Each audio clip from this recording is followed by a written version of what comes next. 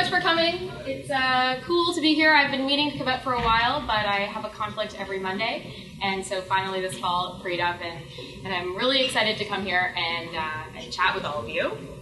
If you want to tweet at me, Heather Payne is my Twitter handle. And if you want to talk about Ladies Learning Code, you can use that massively long hashtag. I'm here today actually just to say a really big thanks to everybody in this room and all of the people in Toronto's awesome tech community that have made what I do possible over the past 2 and a bit years. And for those of you who don't know what I do, I'm the founder of a nonprofit which is called Ladies Learning Code, workshops for women and men who want to learn beginner-friendly computer programming skills in a social and collaborative way. We've been around since August of 2011, so a little bit more than 2 years now. Started off super slow, casually, sort of like a meetup group, and from there we built it out, and now this is part of my full-time job, and we have quite a relatively large team at the moment. Has anyone here been a mentor at Ladies Learning Code in the past? Oh, not that many. I was expecting it to be more. That's okay. So a couple things I'll just mention about, that makes Ladies Learning Code really cool. The biggest thing is, first of all, it's for everyone, super beginner friendly. You do not need any knowledge other than like how to check your email in order to come out. And a lot of people are really surprised and excited about that when they hear that, a solution has been created just for them to get them started in learning how to code. But the cooler thing, I think, is that at Ladies Learning Code, we have a 4-to-1 ratio of students to instructors at every single workshop. So we do really big workshops sometimes. We've done them as large as 80 people, 120 people, and you can imagine that all of those workshops, it means that there are a lot of people just like you giving up a full Saturday or Sunday to say, you know what, this is an important thing that I want to support. I'm going to come out and help some beginners learn. And so it's really that I want to say thanks for, and I'm going to tell you a little bit more about what we've been able to do because of all of your support over the past couple of years. So this really is just a story of how this community has made our nonprofit possible, and it's not just in Toronto. In Toronto, we led the way, but Ladies Learning Code is now in 10 cities across Canada. So how it started, in case you don't know the story, I went to a workshop in Los Angeles when I was there in May of 2011, just by chance. It was for women who wanted to learn Python, and at the time I'd been learning to code on my own for about 2 years. Sometimes having success and sometimes having absolute miserable failures and thinking that I just should give up. So I went to this workshop. It was led by the Pi Ladies, another nonprofit group that you may have heard of, and it was one of the coolest things that I had ever experienced. It was like suddenly, all of the frustrations that I had were gone because there was somebody there to answer any question that I had. So I came back to Toronto, and despite the fact that I was not involved in the startup community, was not really involved in technology other than what I'd been learning about it on my own through Google over the past few years, I tweeted about how we should have a group in Toronto for women who want to learn how to code. And I actually didn't even give it this name. I was just talking about this idea on Twitter, and someone said, hashtag Ladies Learning Code, and we turned that into this, which you see today. So the cool thing about Ladies Learning Code, like I said, is that it's been really successful at onboarding not just new developers, although we have certainly had a lot of people completely transition from a non-tech career into a technical career, but more so that it's just helping to spread digital literacy. And we all know that that's really important. I'm sure for all of you, it's much more pleasant when you have a manager who understands technology versus one who doesn't. And that's one of the main reasons people come to Ladies Learning Code, is because they want to be able to communicate more effectively with the people that they work with. But the other cool thing about Ladies Learning Code is just this kind of stuff that you can see in the image. It's just like hundreds of people getting together in a room, and lots of people volunteering their time and just being like, you know what, let's talk about what a variable is. That's a really cool thing. Tons of companies have supported this, as well as that Extreme Labs office. And for me, the coolest thing is this is the expression that I get to see every day. People just having their minds blown by something that all of you take for granted, really. And for us, it's when you're first learning, that aha moment where you're like, oh my God, I get how those two things go together, is a really exciting one. And I think that's one of the reasons people love to volunteer at Ladies Learning Code, is because for an entire day, you'll get to take 4 people who had no idea what they were doing. They may have been very nervous about showing up. They could be from any age, any background, and you take them through this entire process of like knowing nothing, being scared, to at the end being like, I made a website, or like I made a game in Python, or whatever it may be. So if you haven't been out yet, I really do encourage you to come out. It's a lot of fun, and it's a really cool community to be part of as well. Our volunteer community is super awesome and tight. So that was, to put this in sort of context, our first workshop was August 2011. By October, I decided to quit my job and become a full-time volunteer for now and see if I could turn Ladies Learning Code into something that could maybe be a job one day.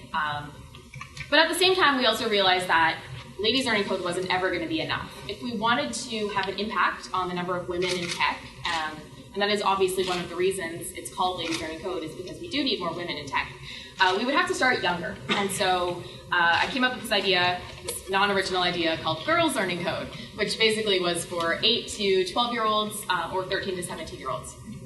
And so we started this, started talking about it in like fall of 2011. That March, we did our first ever one-week March break camp. So we had 40 girls from all over the GTA come to Toronto. We hosted it in Mozilla's office, which is like, that's so cool. I don't know if you've been to their office, but it's super beautiful and inspiring place. And these girls, we set up a computer lab for them, and we pretty much blew their minds with how awesome technology is and how excited all of us were about it. So our girl stuff, one of the reasons I think it's so cool is, first of all, we put girls in a room with other girls that also are excited about technology. And for those of you maybe as kids, not having friends who were into technology like you were, you can feel that it can be pretty isolating. And so I think we've helped a lot of girls to find others that they can talk to about this kind of thing. The other thing is that all of our instructors, they're all volunteers as well, by the way. So if any of you have an employer who's willing to let you take off a couple days during the week and you want to come volunteer at a camp, we would love to have you. That's basically how it works, and that's how we staff these things. But another thing is, like, all of our instructors, they're not mother figures or father figures or teacher figures as much. They're like older sister figures. And this is a really big deal to a preteen girl. It's like, if you're learning about Python from me, and they say I look like Taylor Swift, and I'm like, good. Taylor Swift tells you learn to code. But if you're learning about that from someone who you think is cool, you're way more likely to continue learning it and keep thinking that it's cool. So for us, we think that's a really important part of the camp program. And then we also just do cool things, like we take them on a field trip to visit the Google office. And afterwards, they're all like, I want to work at Google. They go home. And we hope that will encourage them to consider keeping on with math and science in high school, and then at least have their options to maybe study something STEM-related in university. So a couple more photos of our girls' events. And then moms started complaining. And dads about how our programs were just for girls. Because those ones are actually just for girls. We don't allow boys to join. And so we said, well, we have a solution for that. Kids Learning Code. So we created Kids Learning Code. And Kids Learning Code is really cool, mainly because we reserve 50% of tickets to all the events for boys and 50% for girls. And so when it sells out, and that means at the workshop itself, there's a nice balance. And we find that the vibe of the workshops are really sort of social and collaborative and positive. We have a balance of men and women as instructors and mentors. And we've had just a lot of fun bringing boys into the mix. And this is a recent change. We did this June. So we've been doing workshops, co-ed workshops for kids since June, and it's been a blast. We do workshops every PA day. So if kids, instead of staying at home or going to a babysitter's, they can come to our office and come and learn to code instead. And so we had a 32-person Kids Learning Code processing workshop on the most recent PA day, and it was a blast. So lots of stuff like that. Just a variety of things. Kids looking happy, learning to code. And I will just mention we are also looking for sponsors for Ladies Learning Code for 2014. So if any of you have an employer who you think might be supportive of something like this, we have a sponsorship package that you can download at ladieslearningcode.com/sponsors. And then I'll mention HackerU briefly, just because there is something about HackerU that's really interesting. HackerU we started in June of 2012 for a couple of reasons. So first of all, it's a programming bootcamp, same as BitMaker Labs, if you've heard of them. And so we started it partially because we realized that Ladies Learning Code was never going to grow fast enough to pay for all of the staff and space that Ladies Learning Code would need. And so HackerU as a for-profit company helps us subsidize the cost of Ladies Learning Code. Also because people started asking for it, they come to our one-day workshops and they're like, hey, this is so cool. Can you do something that's like 3 months long or 2 months long? And we were like, sure, why not? And also, programming bootcamps were starting to pop up in the States, and we thought, if anyone's going to do that in Toronto, it should be us. But the cool thing about HackerU really is that it's the only female-founded programming bootcamp in existence. There are no others, and there are dozens of them. I don't know if any of you are dialed into that whole new industry that's popped up, but there are a lot of these around, and Toronto has the only one that's founded by women. And as a result of this, it's pretty interesting. 60% of people who come to our courses are female. And in our full-time bootcamp that we're running in January, which is like a front-end intensive bootcamp where we churn out front-end developers, 82% of our students are female. It's wild. And it's just something to keep in mind. I mentioned it not because it's really part of my talk, but because having women on your team is a really interesting way to attract more women to your team. So just something to keep in mind. If you're running a conference or something like that, having a female space on your website can be really helpful. And for us, we're finding that because this is a bootcamp founded by women, women feel a lot more welcome signing up for it. And I also wanted to mention we have a really cool relationship with Bootmaker Labs, and I think between their back-end program and our front-end program, we're doing a really good job of sort of setting up Toronto for hopefully more success in creating tech talent in the coming years. And this is a photo of our current classroom that we have at Bloor and Bathurst. And so the reason that all of this is possible at all is because Toronto, because of all of you. And I think that is really the coolest thing ever. I never would have thought that this is something that could be a job for me, or that I could spend my time creating awesome events for beginners to learn how to code. That didn't even exist, when I was a kid or when I was in high school. But the reason it's possible is because we have incredible support from all of you. As soon as everyone stops volunteering for our events, we will have to shut down, literally. They will not be good, and people will stop coming, and then that will be the end. So the reason it's possible is really because of everyone here in this room and everyone else who's volunteered. And to give you an idea of the kind of stats we're talking about, between Ladies Learning Code, Girls Learning Code, and Kids Learning Code, we've had 150 one-day workshops across Canada.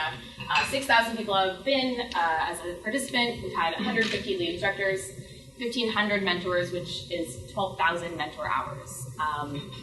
And another thing that's really neat is that we don't really, this is probably the most active I've ever been in asking people to volunteer. We don't really ask. We just have a sign up on our website. If you're interested, go to ladieslearningcode.com and click Tech Help Mailing List. But the people come back because it's fun. You just have to trust me on that you are going to have a good time. And it's not just 10 a.m. Saturday morning, why am I doing this? And then the thing that I'm most proud of, between Ladies Learning Code and HackerU, we have created 6.5 cool full-time jobs, dozens of part-time jobs across Canada, and almost everyone on our team is under 30. So pretty cool young people working for us on our team, and at a time when young people that are not technical are having a tough time finding their first gig, we're trying to do our best to make that as possible for them as we can. And like I said, it's because of all of you. So I want to mention some exciting news. This is the announcement of it. We haven't spoken about this yet. We're going to announce it officially tomorrow morning, but we are so grateful to the tech community for supporting us over the past few years as we've been getting started and getting rolling, and we're really excited to not just continue to support you the way we have been, but to up it a little bit. And so we're actually moving into a pretty sweet new office, the 3rd floor above Urban Outfitters on Queen Street. The entire floor will be ours, elevator, wheelchair access, come on in. And what we're hoping this will be is a digital literacy hub for Toronto. So when you need to host a meetup group somewhere, we want to host it for you. If you have a hackathon, we want to host that hackathon for you. It'll also have a 60-person classroom, a 30-person classroom, a beginner-friendly makerspace, an open device lab if you need to test your website on different phones, as well as open co-working space with tables and chairs. It's a great event space. It'll have a bar. To do it for an event. So this is really exciting. It was a really effing scary decision to make, but we're all in. And so if all of you at any point in the future will be moving in January, so between now and then, if you have an event or if you know something happening in the spring and you're we really need a place for that, we would love to host you there. That's all I've got. So thank you all very much for listening, and thank you for supporting us. Really.